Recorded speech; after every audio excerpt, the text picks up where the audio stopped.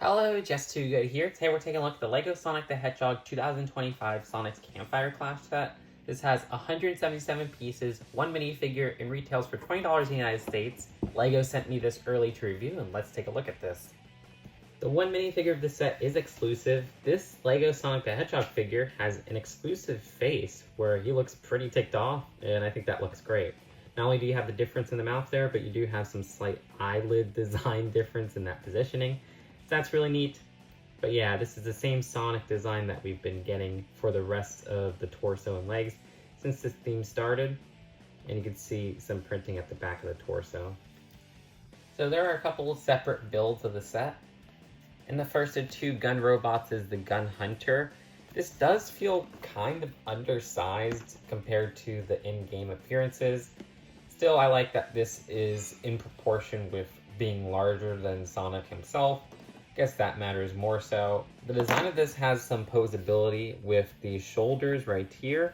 Now you do have a fixed arms right there with no elbow joints or anything. So you can just kind of get movement here on these L-shaped arms, where this side right here has a little clip, so you could have him even holding, say, the roasted marshmallow. He could join in on the campfire fun.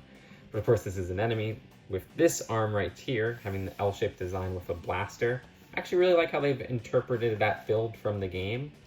At the back, you do have an animal buddy, specifically Taki. It's been like that since Wave 1, but you do have a little container to hold Taki in. And the lower half of the Gun Hunter has some more posability than the upper half, where you do have this part right here, which connects the body to the leg section. So you got a miniature ball joint there, which is impressive. Then you have one at the top of the legs themselves to get some nice movement there. Then you also have them at the feet right here to get some more movement. So you get some really nice poses out of this figure, which I find quite impressive. Then we have a design for the Gun Beetle. I really like how this build came out in its simplicity. I love the use of this piece, which I usually see in buildings. So it's kind of cool to see that incorporated in such a smooth way with this robotic design. And you do have this clip connection right here, which you can move these up and down as you please. That's pretty cool. We also have this little gunner at the front, which you can move up and down quite a bit with how that is clipped on there, which is pretty neat. But yeah, it's a pretty simple design, and I think it is very effective in how it is built. I also like how they have the clear stand right here, which, I don't know, I always love when LEGO includes that with like a vehicle and things like that to make it look like it's flying. We have a small platform for this campfire. The design of this has a Chaos Emerald in the middle right there in that yellow coloring, so that's pretty cool. And we do have this little swivel chair right here, you know, something you would associate with campfires, not really, but it is nice to spin that around. But yeah, very simple build over here. I guess I like that round 2x4 tile piece in green, but not too much to note with this small build. So these three rings are the only appearance of rings in this whole Sonic January 2025 wave. So LEGO has spammed this Speed Sphere launcher and Speed Sphere combination across many sets, and in this wave, you get a slight variance where the two springs, the one in this one in the Bio Lizard set, are in yellow this time, but other than that, it's the same build since Wave 1 in summer 2023. The design of this using this Speed Sphere piece, which you could open up like this, and just stick your Sonic the Hedgehog minifigure like this. But the whole point of this is that this Speed Sphere gets launched in this contraption. Push down on it, and you can knock over a bunch of things.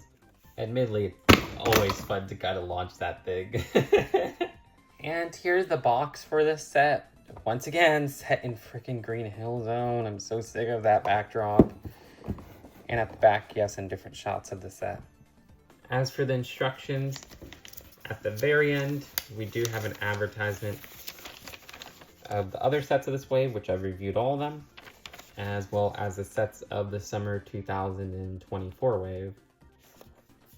So overall, I think this stands out as the cheapest set to get Sonic himself in. There's no set under $35 that has Sonic the Hedgehog. Now there's other Sonic the Hedgehog sets under $35, but they don't include the titular character. And this is an exclusive Sonic design. I really like how they changed up the eyelids and the mouth expression there to give another kick butt look like Tails in the Cyclone set. The build of the two gun robots, where we have the Gun Beetle and the Gun Hunter. I really like the Gun Beetle. The Gun Hunter does feel kind of undersized, but the posability and everything there is fun to play around with, like it is a cute little mech. We do get another Speed Sphere, which makes this even cheaper than the Speed Sphere Challenge set, which felt so overpriced. But I'm kind of sick of these Speed Spheres. They've been spammed across several sets, and if you get like any other set of this theme, okay, for the most part, you will get a Speed Sphere. So you could do away with the Speed Sphere builds in this fourth wave of Sonic the Hedgehog and just go with more unique stuff. And I kind of wish the setting of this was more unique. Sure, this doesn't scream Green Hill Zone aside from the box, but I kind of wish we got a different change up where I associate these robots more with, say, City Escape. I mean, to be fair, Sonic Adventure 2 has Green Forest, so it could be that forced design. But all things considered, I think I'd rate this set a strong 5 out of 10. It's kind of in the middle for me, where I like that one exclusive figure, and the other builds of the gun robots are pretty cool.